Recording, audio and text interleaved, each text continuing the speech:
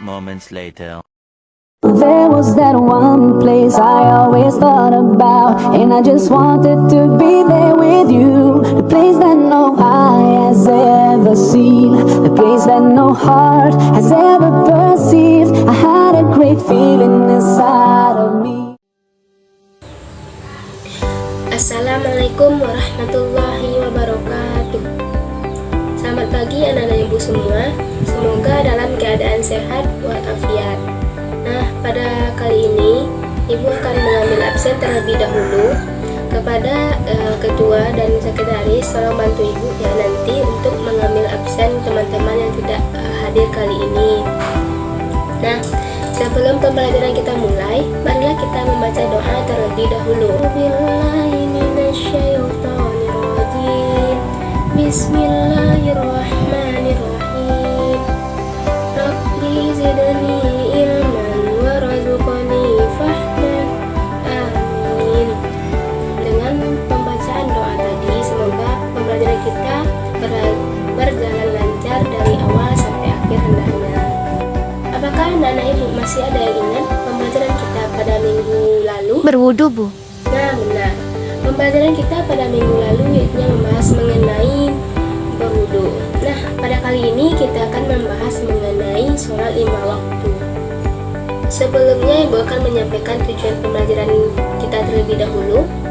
Yang pertama yaitunya peserta didik dapat memahami pengertian dari sholat, kemudian dasar hukum sholat, dan juga hukum sholat serta syarat sah dan wajib sholat, rukun sholat, dan waktu pelaksanaan sholat serta hal-hal yang membatalkan sholat. Nah, yang pertama kita akan masuk kepada pengertian sholat. Nah, apakah anak-anak ibu ada yang tahu apa itu sholat? Nah, benar. Sholat ini merupakan rukun Islam yang kedua setelah syahadat. Nah, sholat di sini secara bahasa berarti doa atau rahmat, sedangkan secara istilah berarti suatu tindakan yang terdiri dari ucapan dan perbuatan tertentu yang dimulai dari takbir dan diakhiri dengan salam. Nah, sholat ini dilaksanakan 5 kali sehari, yaitunya terdiri dari 17 rakaat. Nah, kita akan masuk kepada poin selanjutnya, yaitunya mengenai dasar hukum perintah sholat fardu. Nah, dasar hukum perintah sholat fardu ini terdapat dalam Quran surah Al-Baqarah ayat 43 yang berbunyi, A'udzu billahi minasyaitonir rajim. Bismillahirrahmanirrahim.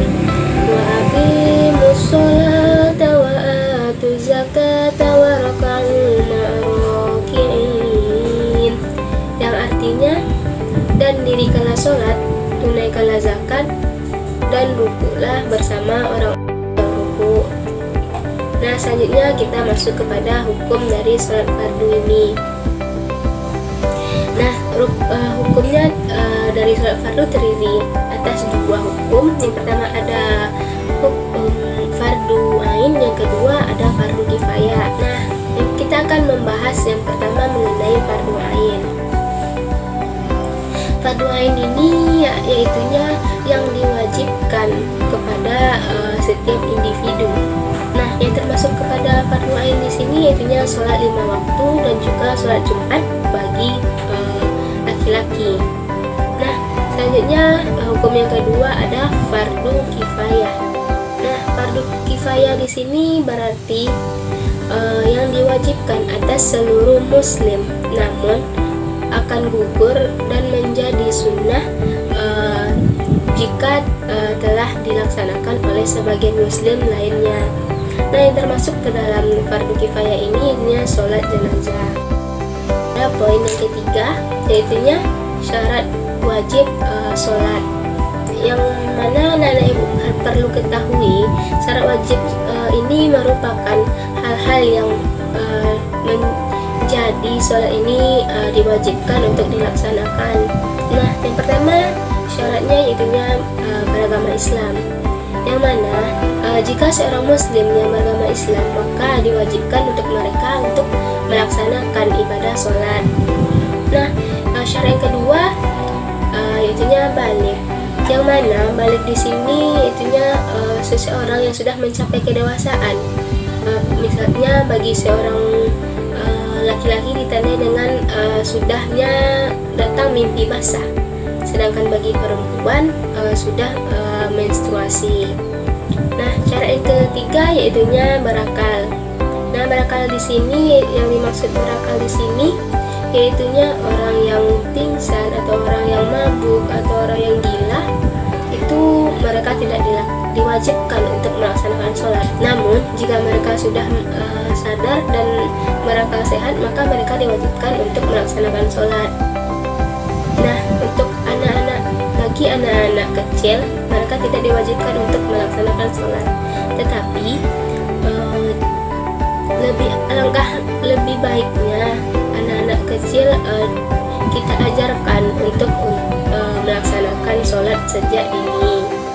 Nah, jika anak-anak ibu memiliki adik atau jika anak-anak ibu nanti sudah menjadi orang tua, maka ajarkanlah untuk anak-anaknya mengerjakan ibadah sholat dari sejak kecil. Nah, yang kita akan melanjutkan poin yang keempat, yaitunya mengenai syarat sah sholat. Yang pertama, suci dari hadas kecil maupun besar. Nah, misalkan hadas besar ini seperti seorang perempuan yang sedang mengalami menstruasi, maka mereka tidak diwajibkan untuk melaksanakan sholat. Nah, yang kedua yaitunya suci dari badan, suci pakaian dan tempat sholat. Anak-anak ibu semua harus suci dari kotoran terlebih dahulu, baik itu di badannya maupun pakaiannya dan juga tempat sholatnya.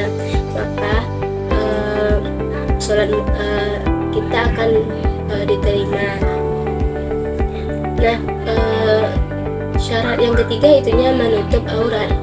Menutup aurat di sini terdapat beberapa batasan aurat. Nah, bagi seorang laki-laki maka batasannya itunya dari pusar sampai hingga lutut. Nah, sedangkan bagi perempuan auratnya itunya seluruh anggota tubuh kecuali muka dan telapak tangan. Syarat sah lainnya itunya menghadap kiblat dan juga masuknya waktu sholat. Nah, jika sudah masuk waktu sholat, maka kita wajib untuk melaksanakan sholat 5 waktu.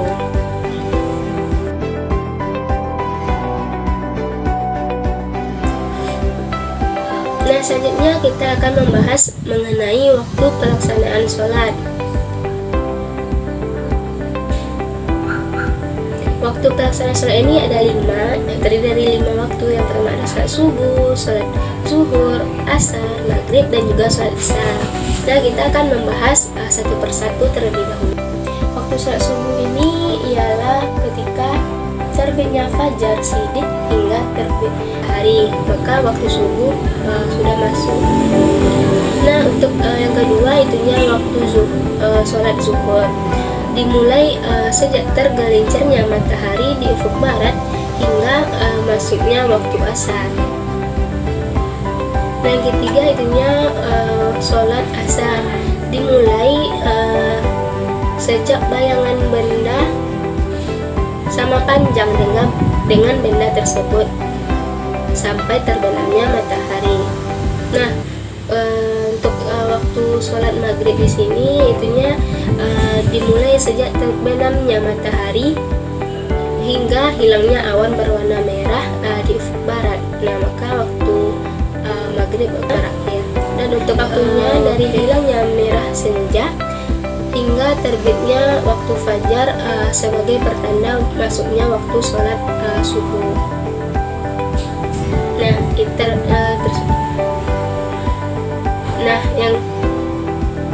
Nah, selanjutnya kita masuk kepada perkara yang membatalkan sholat.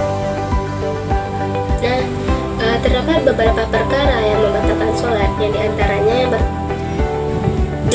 Yang pertama itunya datangnya hadas kecil maupun besar ketika kita sedang melaksanakan sholat. Intinya ketika kita sedang sholat tadi, misalkan anak-anak ibu kentut, nah jadi itu akan membatalkan sholat anak-anak ibu. Nah, perkara yang lainnya yaitunya makan dan minum dalam sholat, kemudian tertawa terbahak-bahak dalam sholat. Dan hal yang membatalkan yang lainnya yaitunya mengganti niat sholat fardu menjadi sholat lainnya, seperti sholat subuh diganti dengan niat menjadi sholat gerhana matahari. Nah, hal yang lain yang membatalkan sholat yaitunya meringkas rukun sholat, seperti ruku dan iktidal dijadikan satu, sehingga dari ruku langsung saja sujud, maka hal itu membatalkan sholat.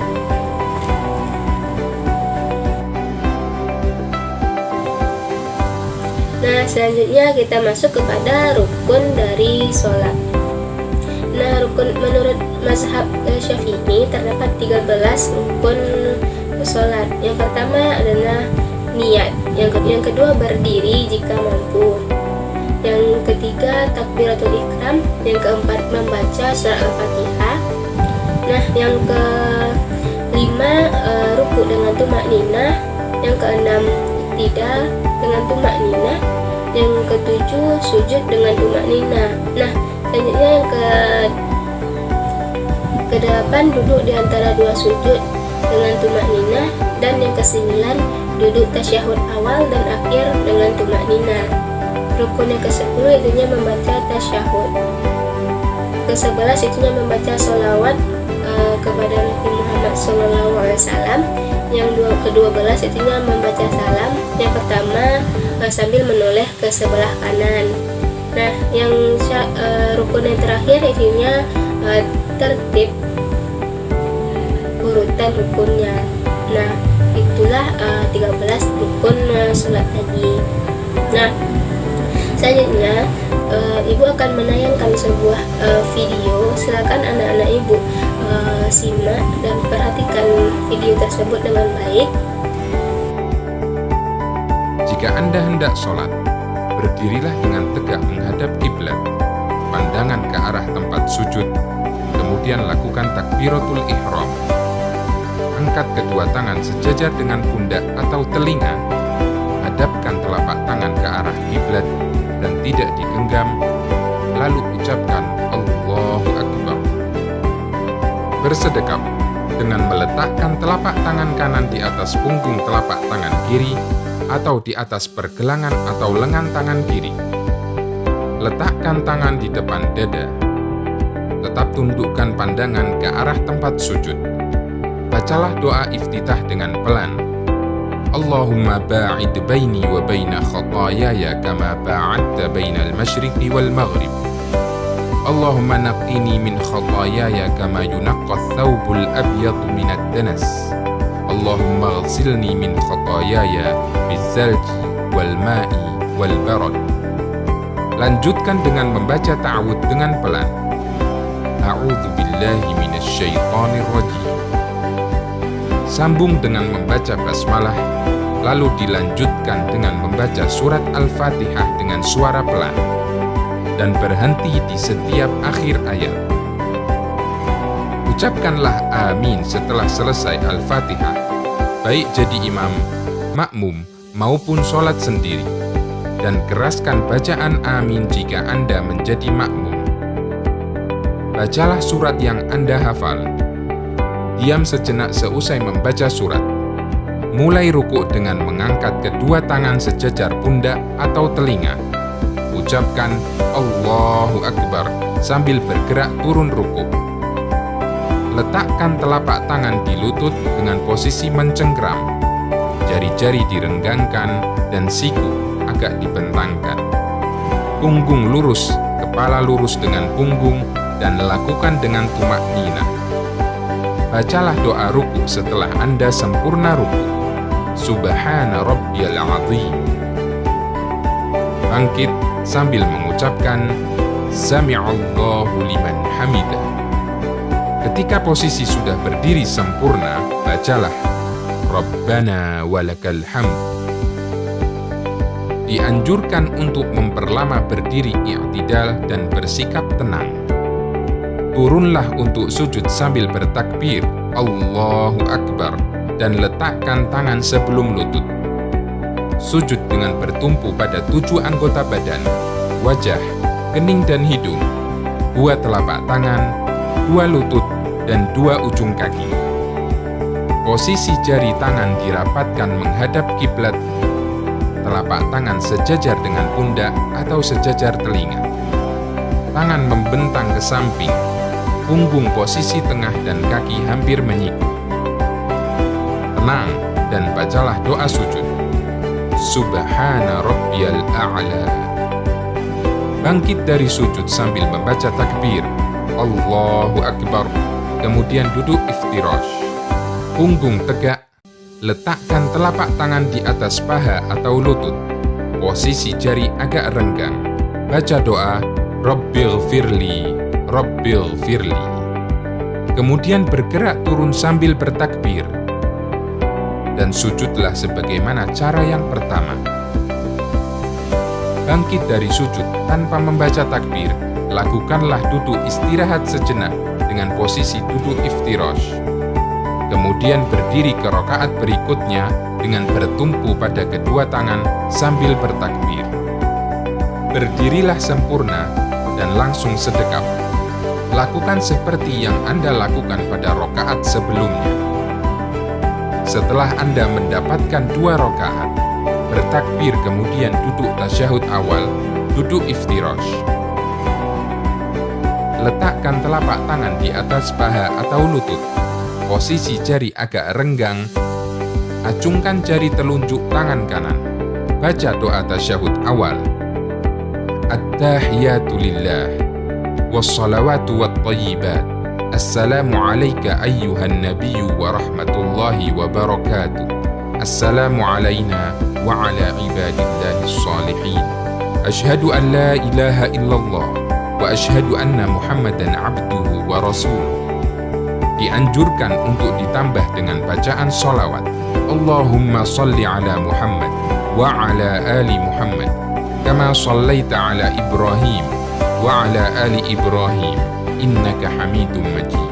Allahumma barik ala Muhammad wa ala ali Muhammad kama barakta ala Ibrahim wa ala ali Ibrahim innaka hamidum majid. Bangkit dengan membaca Allahu Akbar, dan setelah sempurna berdiri, angkatlah kedua tangan dan bersedekaplah. Setelah di rakaat terakhir, duduknya tasyahud akhir dengan posisi tawarruk. Posisi tangan di atas paha, acungkan telunjuk tangan kanan. Bacalah tasyahud dan sholawat. At-tahiyatu lillah, wassalawatu wattayyibat. Assalamu alayka ayyuhan nabiyyu wa rahmatullahi wa barakatuh. Assalamu alayna wa ala ibadillahi salihin. Ashhadu an la ilaha illallah wa ashhadu anna Muhammadan abduhu wa rasuluh. Allahumma salli ala Muhammad wa ala ali Muhammad kama sallaita ala Ibrahim wa ala ali Ibrahim innaka hamidum majid. Allahumma barik ala Muhammad wa ala ali Muhammad kama barakta ala Ibrahim wa ala ali Ibrahim innaka hamidum majid. Berdoalah memohon perlindungan dari 4 hal. Allahumma inni a'udzubika min adabi jahannam wa min adabil qabr wa min fitnatil mahya wal mamat wa min syarri fitnatil masihid dajjal. Anda boleh berdoa yang lainnya. Allahumma a'inni ala dzikrika wa syukrika wa husni ibadati. Selanjutnya salam, menoleh ke kanan sampai kelihatan pipi kanan dari belakang dengan mengucapkan Assalamualaikum warahmatullahi. Dan salam ke kiri sampai kelihatan pipi kiri dari belakang dengan mengucapkan Assalamualaikum warahmatullahi. baca istighfar, dan lanjutkan berzikir. Nah, setelah anak-anak ibu memperhatikan dan menyaksikan video tadi, semoga anak-anak ibu bisa menjalankan sholat dengan tata cara sholat yang baik dan benar, dan juga bacaan yang benar.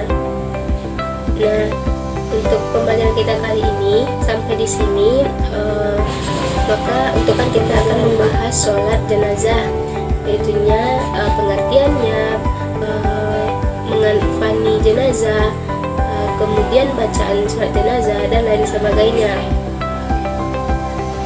Nah, selanjutnya kita akan marilah kita tutup pembelajaran kita pada pagi hari ini dengan membacakan Alhamdulillah. Alhamdulillahi Rabbil Alamin. Dan kita tutup dengan membacakan doa kafaratul masjid. Subhanakallahumma wa bihamdika asyhadu an la ilaha illa anta astaghfiruka wa atubu ilaik. Assalamualaikum warahmatullahi